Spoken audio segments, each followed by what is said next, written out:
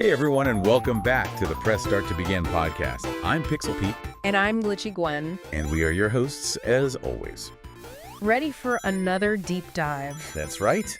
This time we're shifting into supersonic speed. Oh, yeah. With a deep dive into Sonic the Hedgehog. A true gaming icon. Absolutely. Yeah. I mean, come on, who hasn't felt that rush? Yeah. As you're like blasting through those iconic Green Hill Zone loops? I gotta go fast energy. Exactly. This blue blur is more than just a video game character. Oh, yeah. He's practically a force of nature.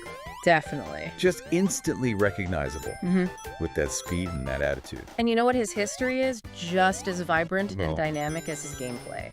Okay. You might be surprised to learn that Sonic actually came from, Yeah. a rivalry with another gaming legend. Oh, you mean the battle for 16-bit supremacy? Exactly. Sega versus Nintendo? Yep. The console wars were in full swing, Oh, yeah. and Sega knew they needed a hero They needed a mascot. to go head-to-head with the one and only Super Mario. Absolutely. They were lagging behind. Right. And they needed some star power. Uh-huh. So they held an internal competition Oh, wow. to come up with their Mario beater. Okay, so how did Sonic emerge from this, gaming gladiatorial arena? Well, one programmer, Mm-hmm. Yuji Naka, Okay. created this incredible tech demo Okay. that just caught everyone's attention. All right, so what was so special about it? It wasn't like an epic boss battle or Huh. anything like that. It was Yeah. literally just a character Right. rolling smoothly through a tube. Right, but I'm guessing there was something more to it than that. Exactly. Yeah, it's not like rolling through a tube screams video game superstar. Right, exactly. But it was all about what was happening under the hood. Okay. The technology behind that movement was groundbreaking. For the time, it allowed for a level of speed and momentum Mm-hmm. that was unheard of. Okay. And that became the core of Sonic. Wow. So it's interesting how something that seems so simple, Yeah. just rolling, Right. could become so iconic. I know. I guess sometimes the most revolutionary ideas Mm-hmm. come from kind of unexpected places. For sure. And it wasn't just about the tech. Okay. The artist Naoto Oshima Yeah. took that rolling character Yeah. and gave him that iconic look. Right. The blue fur, the red shoes. Yep, that mischievous grin. Mm-hmm. That was all him. Yeah, and didn't he draw some inspiration from pop culture? Yeah, I've heard that too. Like Michael Jackson's Bad Yeah. era? Yes. The team was really smart. Yeah. They wanted to create a character that would resonate with a wider audience, so they tapped into pop culture Smart. to make Sonic feel cool. Yeah, especially to a Western audience. Right. Right? Yeah. It's so cool how those little details can have such a lasting impact. You really do. And of course, Sonic wouldn't be Sonic without his attitude. Right. I hear that Bill Clinton's can-do personality was a little bit of an inspiration there too. Really? Yeah. That's wild. Isn't See- that crazy? Yeah, a hedgehog and a future president Yeah. having personality traits in common. Yeah, I know. It's pretty wild. That's so... But we can't forget the level designer, Oh, absolutely not. Hirokazu Yasuhara. Such a crucial part. He took Naka's tech Yes. and Oshima's design Uh-huh. and built this world Yeah. for Sonic to speed through. He created a playground for Sonic. Oh man, those looping levels. Yeah. The springs, the breakneck pace. All Yasuhara. That's all Yasuhara. Yeah. Wow. It was a true collaboration. Wow, what a team. Right. Each of them brought their A game, Yeah. and they created something special. Speaking of special, did you know Sonic actually made his debut Oh, yeah. before his own game? I love that. Yeah, it's a pretty funny story. It's a great story. Do you want to tell it? Yeah, did you meet his cameo in Radmobile? As a rear view mirror ornament. It's such a funny little detail. Such a quirky little detail. They were so excited about their new creation. I know. They just wanted to sneak him in anywhere. It's can we get him in the game? No. Okay, what about the rear view mirror? I know. It just speaks to their confidence. Yeah. They knew they had something special, and they couldn't wait to share it. I love that. And it wasn't long before that confidence paid off, Oh, no. right? The release of Sonic the Hedgehog on the Sega Genesis Yeah. was a game changer. Huge. But the path to success wasn't entirely smooth. You're right about that. Really? What do you mean? Not everyone at Sega of America was sold on Sonic. I can't imagine anyone doubting Sonic's potential. I know, right? But they weren't sure if a blue hedgehog Okay. would resonate with American audiences. Interesting. I mean, especially with Mario being so popular. Right, he was like this Familiar human-like appearance Yeah. dominating the gaming scene. But Sega of America CEO Tom Kalinske saw something special. Okay, what did he do? He bundled Sonic the Hedgehog with the Sega Genesis. What? Yeah, So basically, Sonic became the face of the Sega Genesis. pretty much. Wow. It was a risky move, but it was genius. Wow. Because it put Sonic right in the hands of players, Uh-huh. and it didn't take long for his charm and gameplay to win them over. That's incredible. It was a marketing triumph, Wow. and it propelled Sega to 65% market share What? against Nintendo in the 16-bit wars. That's amazing. Sonic just became a global phenomenon. It's a classic underdog story. Totally. Coming out of nowhere, shaking up the gaming landscape. And that's just the beginning. I love it. Sonic's journey is filled with twists and turns and supersonic speeds. That was awesome. From those humble beginnings as a rolling character Yeah. to global icon. That's amazing. His story is one for the ages. I love it. And we're going to dive into more of that story Absolutely. right after this break, so stay tuned. It's amazing to think about how one game Yeah. could have such a ripple effect, but Sonic's story doesn't end there. No way. This is just the first lap right. in a race that has spanned decades. Well, for sure, we're talking sequels galore. Oh, Sonic 2, Sonic CD, Sonic 3, yes. and my personal favorite, Sonic and Knuckles. Oh, yeah. Each one building on the last, adding new characters, mechanics solidifying Sonic's place as a true gaming legend. Absolutely, and I think what was really special about those early games Yeah. was how they captured that sense of speed Yeah. and momentum. Like you weren't just trying to get to the end of the level. Right, you wanted to do it with style. Right. You wanted to maintain that top speed, find those secret paths. Yeah, and push the limits of what was possible. Exactly. Yeah, it's true. You really felt like you were mastering the game. Yeah. Where you could blast through those branching paths, Yeah. memorizing every twist and turn, Right. find the fastest route. There's nothing quite like nailing a perfect run through Chemical Plant Zone Oh, the nostalgia. or hitting those loop-de-loops in Emerald Hole Zone Yeah. without missing a beat. It's so satisfying. It is so satisfying. That sense of mastery Yeah. that makes those games so addictive and replayable. Yes. There's always something new to discover. Right. A faster route to find a new challenge. Totally. But let's face it, the transition to 3D Yeah. wasn't exactly a cakewalk. It wasn't easy. How do you capture that 2D momentum Right. in a three-dimensional space? It was a huge challenge. They must have been. Especially in the Saturn era. Uh-huh. Technology was evolving rapidly. Right. And they had all these plans for Sonic X-Treme. Sonic X-Treme, what happened to that? Why was it canceled? The development was just plagued with problems. Oh, no? Creative differences, technical limitations, people getting sick. Oh, wow. It was a huge disappointment. I for bet. what They did release Sonic 3D Blast Mm. on the Saturn. It wasn't exactly the 3D revolution we were hoping for. It was a mixed bag. Yeah. It had some interesting ideas, Yeah. but it didn't quite capture the essence Right. of the 2D games. Yeah, that sense of speed and momentum was kind of lost. Yeah, it was lost in translation. Yeah. But then came the Dreamcast, Ah, the Dreamcast. Sega's last hurrah, Yeah. and with it, a true 3D Sonic adventure. Yes. This was a turning point. Huh. It gave us the modern Sonic Right. we know and love today, Yeah. brought in a richer storyline, Okay. and introduced gameplay elements that would become staples of the series. So what? Suddenly we're seeing Sonic racing through jungles, Yeah. grinding on rails, Whoa. battling giant robots. It really felt like an evolution Yeah. of the 2D formula. Except bringing that speed into the third dimension. Yeah, and Sonic Adventure expanded the universe Oh, for sure. by introducing a wider cast Yeah. of playable characters, each with their own abilities and storylines. Yeah, they each got their moment to shine. I like that. Right. You added a whole new layer of depth Yeah, to the Sonic experience. for sure. And then Sonic Adventure 2, Oh, yeah. which just cranked the action up to 11. Oh my gosh, Tao Gardens. Cow Gardens. Who didn't love raising those little creatures? That was so much fun. And then there was Shadow, Shadow the Hedgehog. the dark, brooding anti-hero. Oh, yeah. Who kind of stole the show. Yeah, grinding on rails with Shadow, that was pure adrenaline. I know. Sonic Adventure 2 was such a great example. Yeah. of how the series was willing to experiment and push boundaries. Totally, but after the Dreamcast, Yeah. things took a bit of a detour.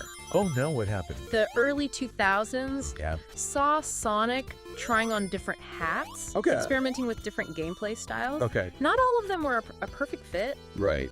There were some growing pains. Like what? Like Shadow the Hedgehog, Okay. which went for a darker, more mature tone, Okay. even introduced guns. Oh. I know that decision is still talked about today. I bet. Some people appreciated it, some people didn't. Right. And then there was Sonic 06, Sonic 06. which Yeah? wasn't Sonic's finest hour. Right. The glitches, the infamous kiss scene, Oh, yeah. it felt like the series had lost its way. Yeah, it was a rough patch for sure. It was a rough patch. But thankfully, there were still glimmers of hope. Yeah. Dimps the studio behind those Sonic Yeah. and Sonic Rush games Mhm. for handheld consoles. Yes. We're still delivering those solid 2D Sonic experiences. They were killing it. They were. They proved that the classic formula still worked, Right. that there was still a huge appetite for that. Yes. And thankfully, Sonic Team eventually took notice. Yeah. Right. They course corrected with Sonic Colors? Yes, Sonic Colors. And Sonic Generation. And Sonic Generations, those felt like a return to form. They did. A reminder of what made Sonic so great in the first place. They refocused on those core elements. The speed, the momentum, Uh-huh. those vibrant levels. Yeah, And critically, they were a hit. they were. It felt like Sonic was back on track Yeah, in both 2D and 3D. yes. And let's not forget about Sonic's adventures beyond video games. Oh no, he's gone global. It really has. We're talking multiple animated series, comic books, a whole movie franchise.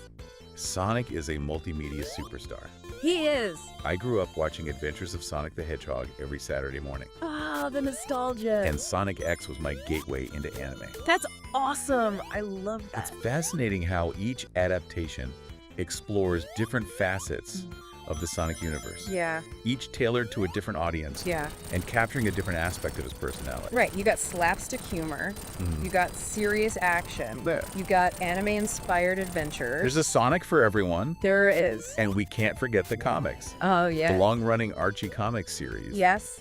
They developed this incredibly rich and complex lore, expanding on the characters and storylines from the games, Right. and created a whole new dimension Right. to the Sonic universe. It's amazing. And the IDW publishing series Yeah. is carrying the torch, Uh-huh. bringing in elements from the games, Yeah. and continuing to explore new corners of the Sonic universe. It's great to see these different forms of media Yeah, keeping the spirit of Sonic alive. I love it. And then, of course, there's the merch. Oh, yeah. Sonic is everywhere. He is. Toys, clothing, Happy Meal toys. Dude, I had a whole collection of Sonic Happy Meal toys. I bet. It's incredible how this blue hedgehog I know. has permeated pop culture. He's an icon. He's a true icon, recognizable all over the world. Absolutely.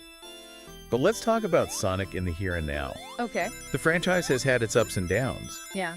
but there's a sense that things are heading in a really exciting direction. I think so too. The release of Sonic Mania Yes. back in 2017 was a huge moment. It was. It was like a love letter Yeah. to those classic 2D games. For sure. And the really cool part, it was developed by fans. Yes. Fans turned professional developers. Talk about a dream come true. I know. Sonic Mania was a critical and commercial success. Huge success. And it proved that there's still a massive love Uh-huh. for that 2D Sonic gameplay. Right. And it showed that sometimes the most passionate fans Yeah, can create something really special. totally. It felt like a breath of fresh air. It did. A reminder of what made Sonic so beloved. Yes. And then came Sonic Frontiers, Yeah. which was very different. It was a bold experiment. Yeah. A big swing for the fences. It was the first time that Yeah. this series really embraced Yeah. an open world design. Right? And it definitely divided opinions. It did. Some people loved it. Yeah. Some people thought it strayed too far. Yeah. I can see where both sides are coming from. Yeah. It was a bold move, It was a bold move. but it's interesting because despite the mixed reception, Yeah. it was a commercial success. It was, What do you think that tells us? I think it shows there's an appetite Yeah. for innovation in the Sonic franchise. Uh. People are open to trying new things, Yeah. even if it means stepping outside the comfort zone, Yeah. those classic formulas. Right. And that brings us to what's happening right now. Okay. With Sonic, Yeah. 2024 has been dubbed fearless, Year of Shadow. Oh, yes. And it's clear that Sega is putting a lot of emphasis on this edgy, fan favorite anti-hero. Hey, Har. Shadow's been getting a lot of love lately. He has. We're seeing new games featuring him, events in existing mobile games. Yeah. And he's even playing a major role What? in the upcoming Sonic the Hedgehog 3 movie. Oh, that's awesome. It's an interesting strategy. It is. Shadow has always been a polarizing character, Yeah. but he also has a very dedicated fan base. Yes. It'll be fascinating to see how this focus on Shadow shapes the franchise moving forward For sure. from those rebellious origins to global stardom. Yeah, Sonic's journey has been one for the ages. it has. He's faced challenges, he's stumbled a few times, Right. but he always finds a way to bounce back Yeah. faster and stronger. Every time. And that's what makes his story so compelling. I agree. He's a character who's constantly evolving, adapting, and proving that he's more than just a nostalgic icon of the past. Right. So what does all this mean for Sonic's future? That's the big question. Can this blue blur keep running, Yeah. capturing the hearts of new generations? Right. Or is he destined to remain a cherished relic Mm. of the 16-bit era? Only time will tell. Only time will tell. But one thing's for sure, What's that? Sonic the Hedgehog Yeah, has left an undeniable mark absolutely. on the world of gaming. He's a true original, He is, a character who embodies speed, attitude, and a never-give-up spirit. and his story is far from over. Man, it's been a wild ride with Sonic. It really has. From those humble beginnings Wow. to like global stardom. I know. There's something about this blue blur Yeah. that just keeps us coming back. Definitely. And I think a lot of it comes from, Yeah. like, he represents something we all crave. Oh, okay. Like that sense of freedom, pushing limits, defying expectations. He's kind of like the ultimate rebel. Yeah, Right? With a cause, always fighting for what's right, Mm-hmm. always pushing himself to go faster, to be better. And he does it all with that smirk. Yeah, like he knows something we don't. Like he's got a secret. Yeah. And, you know, that spirit of pushing boundaries, Yeah. of constantly evolving. Mm-hmm. That's something we see reflected in the franchise itself. Absolutely. Sonic's not afraid to try new things, to experiment, to take risks. He's a risk taker. And even though those risks don't always pay off, Right. they keep things fresh Yeah. and exciting. Right. It's like he's saying, hey, I might trip up every now and then, Yeah. but I'm always going to get back up and keep running. And that's a pretty inspiring message, it is. especially for gamers who have grown up with Sonic. Absolutely. It's okay to fail. Yeah. As long as you learn from it and keep pushing forward. And when you look at the sheer breadth of this franchise, Yeah. the games, the comics, Mm-hmm. the animated series, the movies, Yeah, it's clear that he's touched a lot of people. it really is. It's incredible to think about the impact I know. he's had on pop culture. He's everywhere. And with Sonic Frontiers pushing the boundaries Mhm. of open world gameplay Yeah. and this fearless Year of Shadow, putting the spotlight on Shadow, Yeah. it feels like the franchise is entering a new era. It really does. It's a time of transformation for Yeah. Sonic. He's facing new challenges, exploring new territory. Mm-hmm. It kind of reflects the journey we all go through. It does. Right. Yeah. We all face obstacles. Yeah. We have moments of doubt. Uh-huh. But it's how we respond that defines who we are. And Sonic shows us that even when things get tough, Yep. it's important to stay true to yourself, to keep running towards your goals, Yeah. and never give up on what you believe in. What a great message. It is a powerful message. So for everyone listening, Yeah. think about this. What's your Green Hill Zone? Ooh, good question. What's that one thing that gives you that rush of adrenaline, that sense of joy and excitement? That pure joy. And how can you channel that Sonic energy Yeah. into your own life, Right. into pursuing your passions Uh-huh. and overcoming the obstacles in your path? I love that. It's a good question to ponder It is. as we wrap up our deep dive Yeah. into the world of Sonic the Hedgehog. Sad to see him go. I want to leave you with one final thought. Okay. Sonic has proven time and time again, Yeah. he's more than just a video game character. Uh-huh. He's a cultural icon, Definitely. a symbol of speed, Yes. resilience, and the power of never giving up. He never stops running. That's right. And speaking of iconic gaming journeys, Ooh.